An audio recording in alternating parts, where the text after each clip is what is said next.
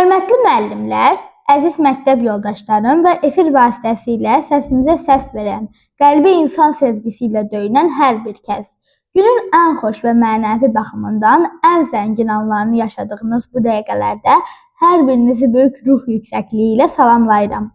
Efirdə məktəb həyatımızın ayrılmaz parçasına çevrilən, hər gün yeni bir bilik pəncərəsi açaraq yolumuzu aydınladan Gələcəyin İşığı FM radiosudur. Mən 7B sinif şagirdi Ağazadə Yağmur. Bugün daxilimdə böyük qürur hissi daşıyıram. Çünki radiomuzun artıq 450-ci buraxılışı ilə huzurunuzdayıq. Bu rəqəm bizim sizə olan sadiqliyimizi və maarif eşqimizin parlaq göstəricisidir.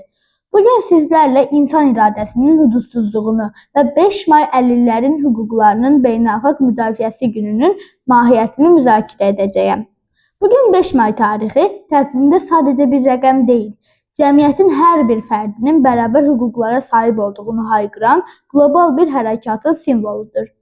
Əlilliyi olan şəxslərin hüquqlarının müdafiəsi və onların ictimai həyatın hər bir sahəsində maneəsiz iştirakı müasir dünyanın ən mühüm humanist hədəfidir.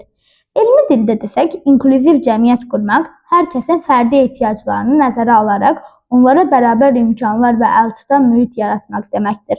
Bu sadəcə hüquqi bir öhdəlik deyil, həm də sivilizasiyalı bir xalqın mənəvi borcu və vicdan məsələsidir. Hər bir fərdin potensialının üzə çıxarılması bütövlükdə bəşəriyyətin tərəqqisinə xidmət edir. Əziz dostlar, çox vaxt biz fiziki məhdudiyyətləri olan şəxslərə baxarkən onların nəyi bacarmadıqlarına fokuslanırıq. Lakin əsl həqiqət onların nələri fəth edə bildiyini gizlədir. İnsan ruhu bədənin fiziki çərçivələrinə sığmayacaq qədər qüdrətli və sarsılmazdır. Tarix boyu fiziki çətinlikləri olan insanlar bəşəriyyətə möhtəşəm töhfələr vermişlər.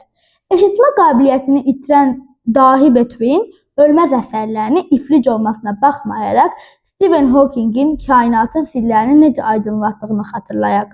Bu duhalar sübut edir ki, hərəkət etmək təkcə addımlamaq deyil, hədəfə doğru düşüncə və iradə ilə irələnməkdir. Onların həyat yolu hər birimiz üçün sönməyən bir motivasiya məşəlidir. Məktəb mühiti bizim ilk böyük cəmiyyətimizdir.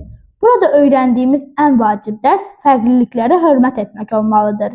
Əlilliyi olan yoldaşlarımızın qarşısında duran əsl maneə onların fiziki durumları deyil, cəmiyyətdəki soyuq baxışları və ya texniki şəraitsizliyidir. Biz gənc nəsil olaraq bu görünməz sədləri yığmalı, hər bir dostumuzun özünə dəyərli hiss edəcəyi atmosfer yaratmalıyıq. İnklüziv təhsilin əsas fəlsəfəsi budur. Heç bir istedad gizli qalmamalı, heç bir fərd arxa plana atılmamalıdır.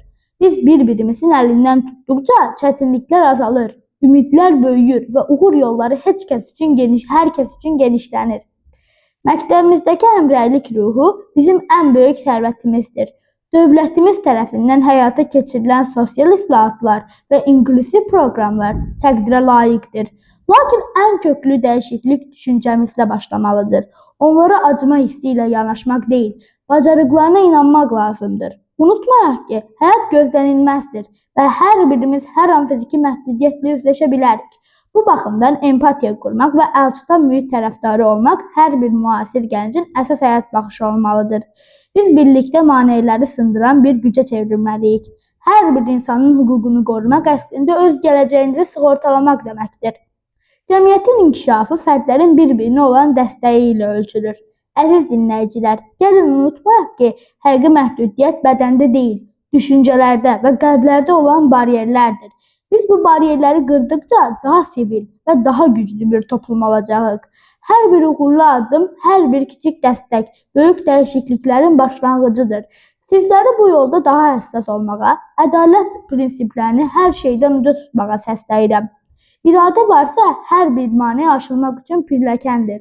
Dəyərli dinləyicilər, 450-ci buraxılışımız sona çatır. Lakin daxilimdəki xeyirxahlıq və ədalət hissi hər zaman daimi olsun.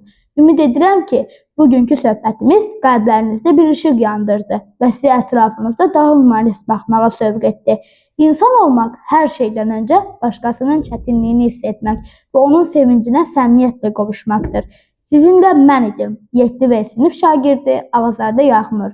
Gələcəyin İşığı FM radiosu adından hər birinizə sarsılmaz iradə və parlaq sabahlar arzulayıram. Səsimizə hər zaman haqqın və bərabərliyin tərəfinə ucalacaqdır.